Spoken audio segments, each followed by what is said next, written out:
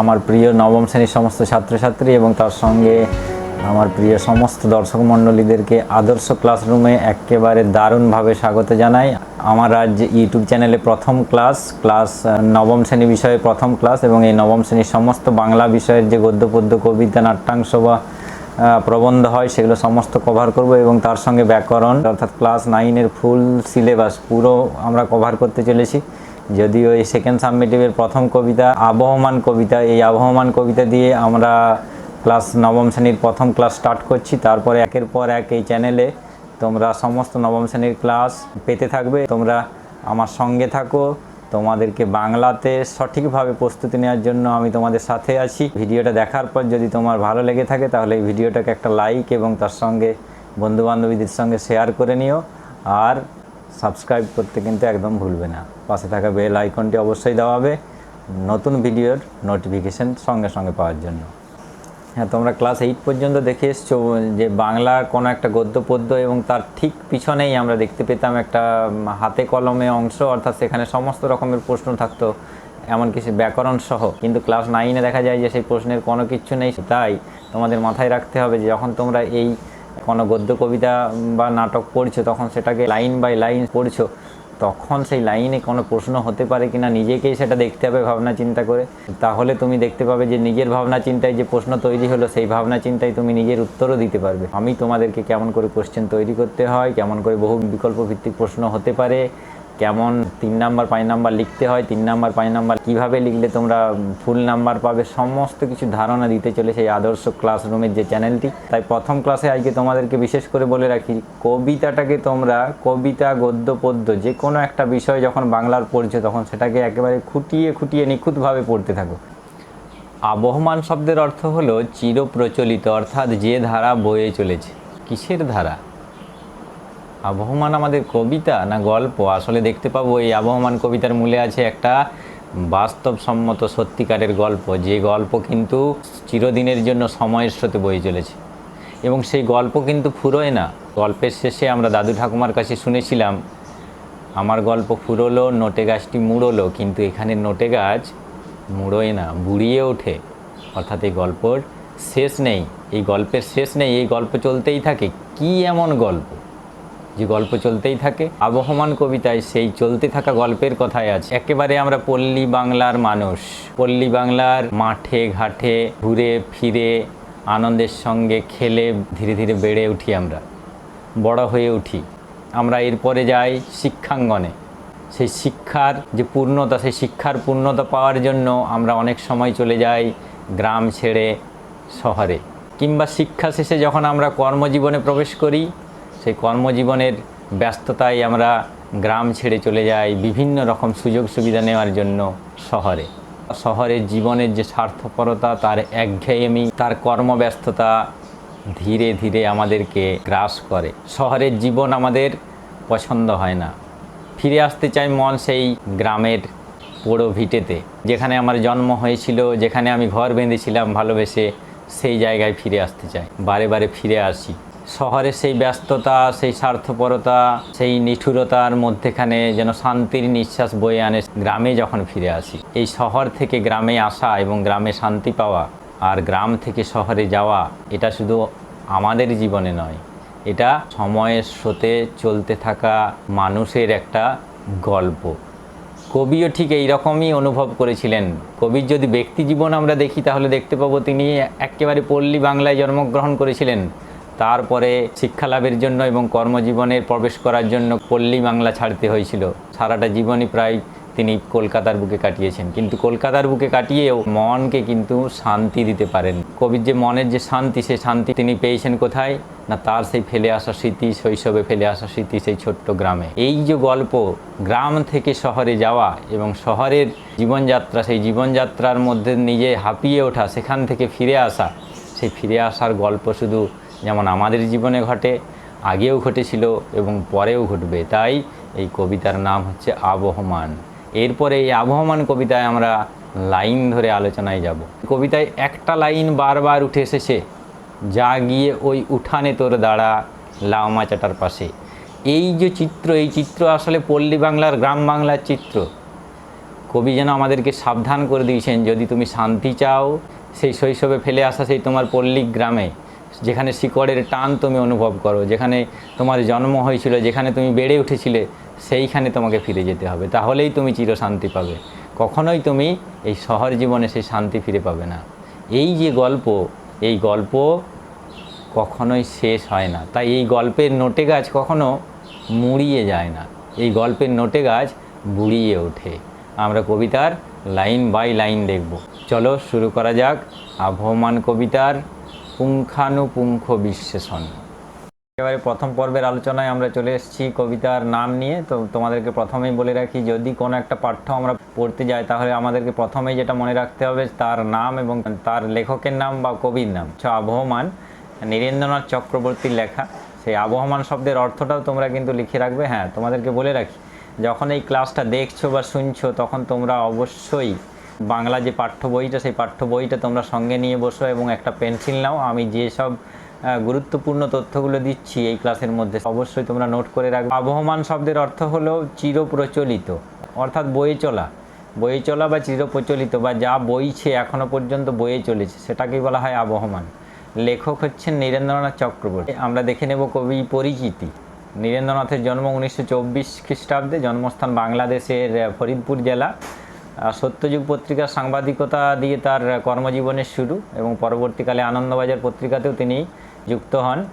বহুদিন তিনি এই আনন্দমেলা সম্পাদনার দায়িত্ব পালন করেছেন। বাংলা কবিতার জগতে নীরেন্দ্রনাথ চক্রবর্তীর অত্যন্ত জনপ্রিয় নাম। তার কাব্যগ্রন্থগুলির মধ্যে রয়েছে নীল নির্জন, অন্ধকার বারান্দা, উলঙ্গরাজে যে কাব্য, সেই উলঙ্গরাজে কাব্যের জন্য তিনি সাহিত্য একাডেমি পুরস্কার লাভ করেন।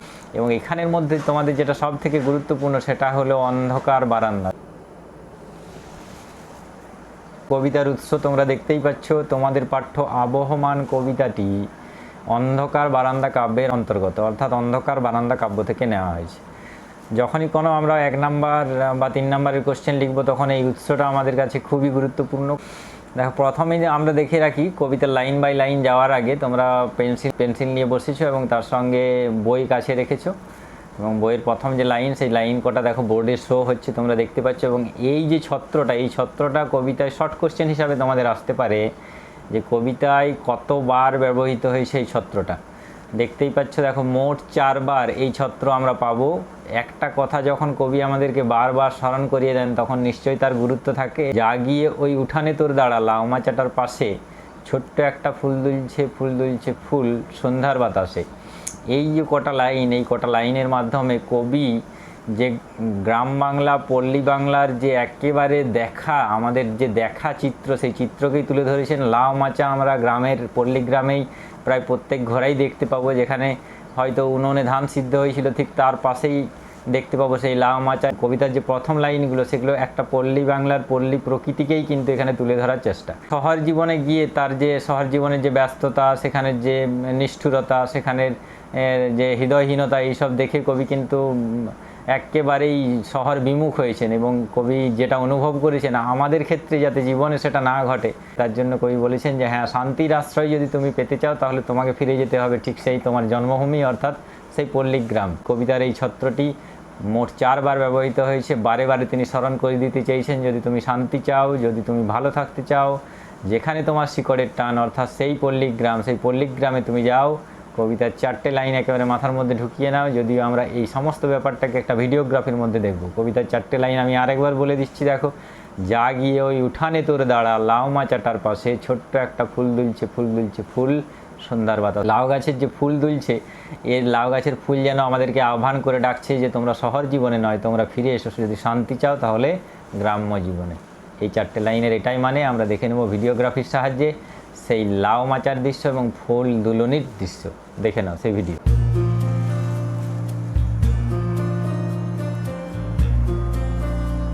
গ্রাম বাংলার এইরকম ছবি আমরা প্রায় প্রত্যেকেই একেবারে দেখা দৃশ্য, আমাদের প্রত্যেকেরই দেখা দৃশ্য। এই লাউ মাচা, লাউ ফুলের দৃশ্য আমাদেরকে প্রত্যেকেরই দেখা দৃশ্য। দেখো, কবিতার এর পর্যায়ে পরের নেক্সট প্যারাতে আমরা দেখতে পাবো, তোমরাও দেখো বই দেখতে পাবে, কে এইখানে এসেছিল অনেক বছর আগে, কে এইখানে ঘর বেঁধেছে নিবিড় অনুরাগে। অর্থাৎ দেখো, কবি হয়তো এখন যে জীবন, সেটা হয়তো শহর জীবন। কবি শহরে থাকেন, শহরের জীবনযাত্রার সঙ্গে তিনি অনেকটাই যুক্ত হয়ে পড়েছেন। কিন্তু যখন তিনি এই পল্লীগ্রামে ফিরে এসেছেন, তার জন্মভিটেতে ফিরে এসেছেন, যখন সেই শিকড়ের টানে তাকে ফিরে আসতে হয়েছে তার নিজের জন্মভূমিতে, নিজের সেই গ্রামে, তখন তার এটাই মনে হয়েছে কে এইখানে এসেছিল অনেক বছর আগে, অনেক বছর আগে এখানে কে এসেছিল, এইখানের হাওয়া বাতাস মাটিকে ভালোবেসে এখানে সে খেলে বেরিয়েছে, ধীরে ধীরে বড় হয়েছে, শৈশব কেটেছে। এবং দেখো কে এইখানে ঘর বেঁধেছে নিবিড় অনুরাগে, এবং এখানে কে নিবিড় অনুরাগে ভালোবাসার সঙ্গে যে ঘর বেঁধেছিল সেখানে একটা ভালোবাসার মিশ্রণ ছিল, সমস্ত গড়ে তোলা বা তৈরি করার মূলে ছিল একটা ভালোবাসা, সেই ভালোবাসা দিয়ে সে নিবিড় অনুরাগের সঙ্গে ঘর বেঁধেছিল। কে এইখানে হারিয়ে গিয়েও আবার ফিরে আসে, একটা স্মৃতি নিয়ে তিনি গেছেন শহর জীবনে, এবং সেখানে তিনি হারিয়ে গেছেন, হারিয়ে গিয়েও কিন্তু যে শিকড়ের টান, সে শিকড়ের টান অনুভব করেছেন। শহরের জীবন তার ভালো লাগেনি, তার জন্য ফিরে আসতে হয়েছে। তাই দেখো কে এইখানে হারিয়ে গিয়েও আবার ফিরে আসে, এই মাটিকে এই হাওয়াকে আবার ভালোবাসে। আমরা এই যে গ্রামাঞ্চলের যে মাটি, গ্রামাঞ্চলের যে হাওয়া, সেই হাওয়া যখন আমরা একেবারে এই পরিবেশের সঙ্গে সম্পৃক্ত থাকি, যুক্ত থাকি, তখন আমরা বুঝতে পারি না, তখন আমরা বুঝতে পারি না যে এর গুরুত্ব কী। যখন ঠিক আমরা এর বাইরে চলে যাই তখন বুঝতে পারি যে হ্যাঁ আমার গ্রাম কেমন ছিল, আমি যে গ্রামের জীবন, আমার গ্রামের জীবন কেমন ছিল, সেটা আমরা খুব ভালোভাবে উপলব্ধি করতে পারি।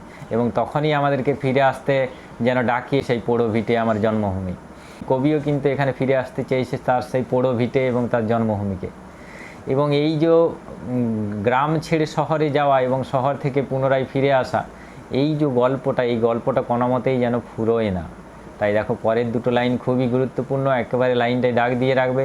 ফুরোয় না তার কিছুই, ফুরোয় না, নোটে গাছটা বুড়িয়ে ওঠে কিন্তু মুড়োয় না। নোটে গাছ মুড়োনোর কথা কিন্তু আমরা দাদু ঠাকুমা বা বয়স্ক ব্যক্তির কাছ থেকে গল্প শুনতাম, তখন গল্প শেষে কিন্তু তিনি এটা বলতেন, আমার গল্প ফুরোলো, নোটে গাছটা মুড়োলো, এটা বলতো। কিন্তু দেখো এখানের যে গল্প, অর্থাৎ গ্রাম থেকে শহরে যাওয়ার যে গল্প এবং শহর থেকে গ্রামে ফিরে আসার যে গল্প, ফুরোয় না তার, ফুরোয় না, নোটে গাছটি বুড়িয়ে ওঠে, নোটে গাছটা বুড়িয়ে ওঠে কিন্তু মুড়োয় না।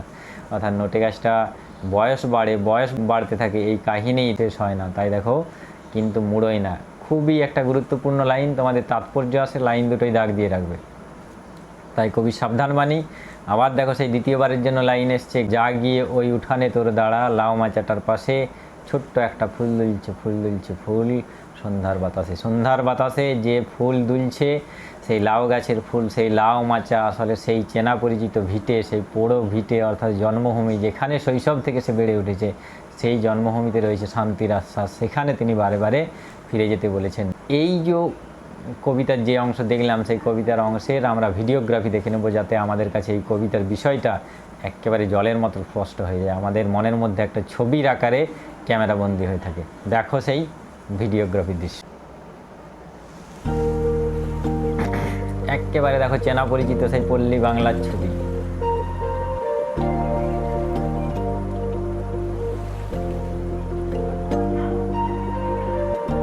এবং দেখো সেই লাল নোটে শাক, সেই লাল নোটে গাছ, দেখো লাল নোটে গাছের বয়স বেড়েছে কিন্তু কোনো মতে মুড়িয়ে যায়নি সে।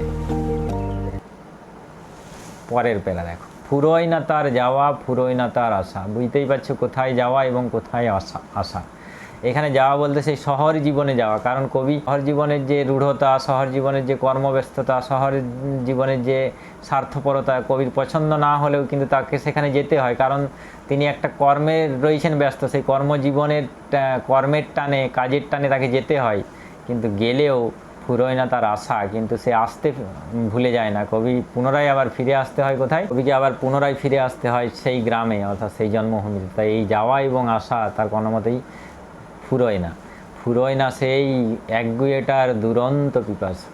একগুঁয়েটা বলতে কি বোঝায়, এটাও একটা গুরুত্বপূর্ণ লাইন, তোমরা দাগ দিয়ে রাখবে। একগুঁয়েটা বলতে কি না, যে এক জেদি, অর্থাৎ যাবো তো যাবোই, করবো তো করবোই। এখানে শহর জীবনে যখন সে হাঁপিয়ে ওঠে, শহর জীবনের সঙ্গে সে নিজেকে যখন মেল খাওয়াতে না পারে, তখন সে দুরন্ত একগুঁয়েটার, তখন কি হয়, বাড়িতে ফিরে আসার একটা দুরন্ত রোখা মেজাজ দেখা যায়, এবং সেই দুরন্ত রোখা মেজাজে সে কিন্তু ফিরে আসতে চায় তার সেই গ্রামের, নিজের গ্রামে।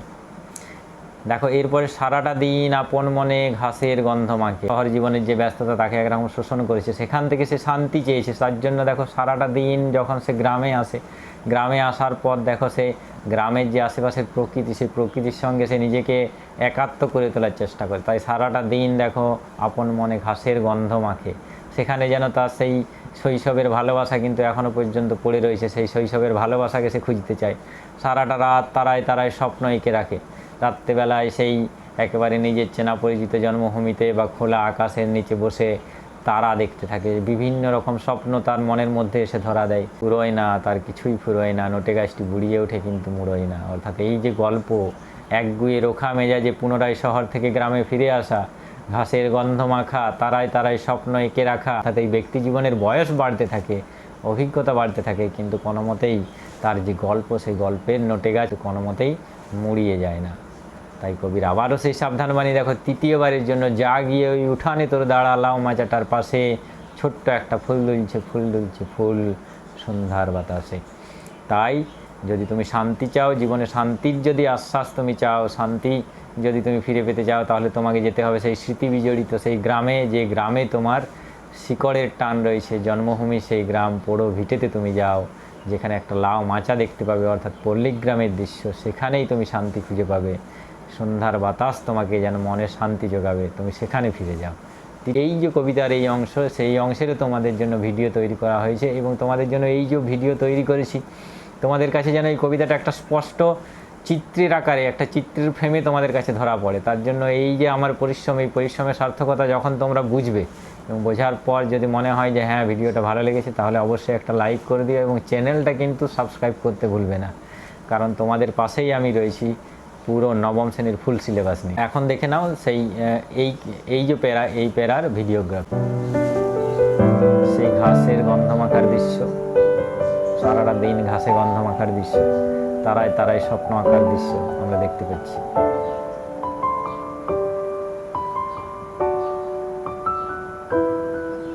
তাহলে দেখতেই পাচ্ছ যে আমরা পুরো কবিতাটাকে দেখো ধাপে ধাপে আলোচনা করছি।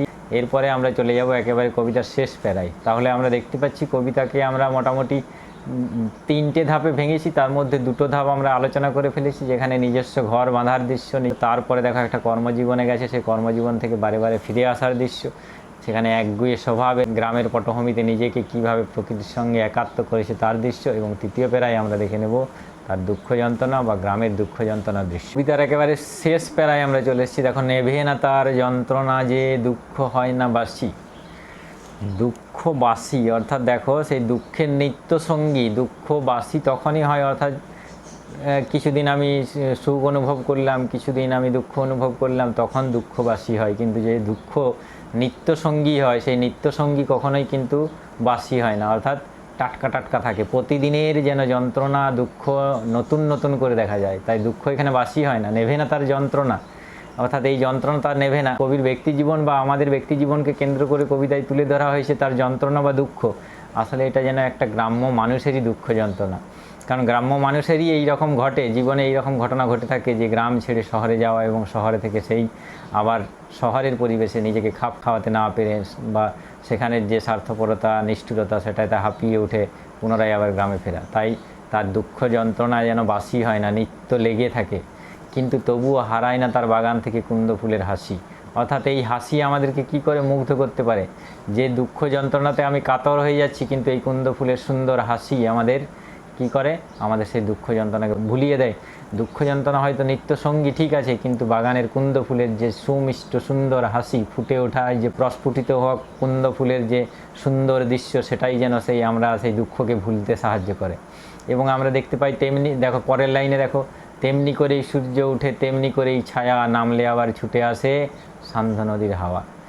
গ্রামাঞ্চলে দুঃখ আছে, কষ্ট আছে, দুঃখ নিত্যসঙ্গী হতে পারে, যন্ত্রণা নিত্যসঙ্গী হতে পারে, কিন্তু তবুও এখানে প্রকৃতির একটা ভালোবাসা আছে। দেখবে গ্রীষ্মকালে প্রচণ্ড গরমে আমাদের সারাদিন নাভিশ্বাস ছুটে যায়, তারপরে যখন সন্ধেবেলায় সন্ধ্যা নামে, তখন সন্ধ্যা নামার পর রাত্রিবেলা নদীর থেকে যে হাওয়া আসে, সেই হাওয়া কিন্তু আমাদেরকে প্রাণ জুড়িয়ে দেয়, আমাদের সারাদিনের যে কষ্ট সেই কষ্টকে ভুলিয়ে দেয়। এবং সেই কষ্টই কই ভুলতে চেয়েছেন এই কবিতায়। দেখো ঠিক সেই রকম, তেমনি করেই সূর্য উঠে তেমনি করেই ছায়া, এই সূর্য ওঠা, তার ছায়া পড়া, সমস্ত দৃশ্যই আমাদের একেবারে পল্লী বাংলার দৃশ্য। আবার ঠিক সন্ধ্যা নেমে আসে, এবং সন্ধ্যা নামলে এই নদীর হাওয়ায় আমাদের সমস্ত দুঃখ যন্ত্রণাকে ভুলিয়ে দেয়। ফুরোয় না, তার ফুরোয় না, কিছুই ফুরোয় না, নোটে গাছটি বুড়িয়ে ওঠে কিন্তু মুড়োয় না। এই যে গল্প, এই গল্পের শেষ নেই, এই গল্পের সমাপ্তি নেই, এই গল্প চলতেই থাকে। নোটে গাছটা বুড়িয়ে ওঠে, অর্থাৎ ব্যক্তি জীবনের বয়স বাড়ে, আমাদের বয়স বাড়তে থাকে, কিন্তু এই যে গল্প, এই গল্প কখনো শেষ হয়ে যায় না, তাই নটে গাছ মোড়োয় না। তাই কবিতার শেষে আরেকবার সেই ধ্রুবপদ, যা গিয়ে ওই উঠানে তোর দাঁড়া, লাউ মাচাটার পাশে এখনও সেই ফুল দুলছে। দেখো এখানে কিন্তু চেঞ্জ হয়েছে একটু, এখনও সেই ফুল দুলছে, অর্থাৎ এখনও তুমি যদি তুমি না যাও, তাহলে যদি শান্তি তুমি খুঁজে না পাও, শান্তি তুমি খুঁজে পাবে সেইখানেই, অর্থাৎ তোমার সেই গ্রামে, তোমার সেই জন্ম ভিটেতে, তোমার সেই বড়ো ভিটেতে, যে ভিটেতে তোমার জন্ম হয়েছিল, শৈশব কেটেছিল, সেইখানেই তুমি শান্তি পাবে। তাই ফুল দুলছে, ফুল দুলছে, ফুল সন্ধ্যার বাতাসে সেইখানে গিয়ে দাঁড়া, তবে গিয়ে পাবে তুমি শান্তির আশ্বাস। এবং দেখো এই যে প্যারার অংশ, এই প্যারার অংশটাও আমি তোমাদের জন্য ভিডিওগ্রাফি তৈরি করেছি, সেই ভিডিওগ্রাফিও তোমরা দেখে নাও, যাতে তোমাদের কাছে কবিতার বিষয়টি আরও ভালোভাবে জলের মতো ঝরঝরে সুন্দর হয়ে যায়। দেখে নাও সেই ভিডিও, তোমাদের জন্য আমি নেট থেকে অনেক কষ্টে খুঁজে তারপরে বানিয়েছি। এই পরিশ্রমের সার্থকতা তোমরা যদি বুঝতে পারো তবে। দেখি একেবারে গ্রামাঞ্চলের দৃশ্য দেখো, তোমরা দেখতে পাচ্ছ এই দৃশ্য একেবারে পল্লী প্রকৃতির দৃশ্য। দুঃখ যন্ত্রণা দেখো নিত্য সঙ্গী থাকে গ্রামাঞ্চলে। কুন্দ ফুলের হাসি, সন্ধ্যাবেলার বাতাস আমাদেরকে সেই দুঃখ যন্ত্রণা থেকে মুক্তি দেয়, সেটাও আমরা দেখতে পাচ্ছি। হাসির সৌন্দর্যে কুন্দ ফুলের যে, এবং দেখো কবি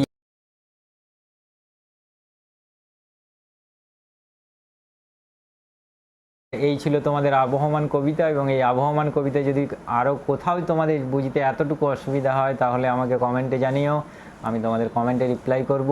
পরের যে পর্ব, সেই পরের পর্ব হচ্ছে প্রশ্নোত্তর পর্ব, এবং এই আবহমান কবিতার এক নম্বরের প্রশ্ন, অর্থাৎ বহু বিকল্প ভিত্তিক, এবং তার সঙ্গে সংক্ষিপ্ত প্রশ্ন, তার সঙ্গে 3 নম্বর 5 নম্বরের প্রশ্ন কিভাবে তোমরা লিখবে, তার জন্য পরের ভিডিওটা আসছে। এবং তোমরা আমার সঙ্গে থাকো, আদর্শ ক্লাসরুমের সঙ্গে থাকো, তোমাদের পাশে আমি সব সময়ের জন্য। আর একবার দেখে নাও সেই কবিতার ধ্রুবপদের যে ভিডিও, কবিতার যে ধ্রুবপদ বারে বারে ফিরে এসছে, অর্থাৎ 4 বার, সেই ধ্রুবপদের ভিডিও আরেকবার দেখে নাও।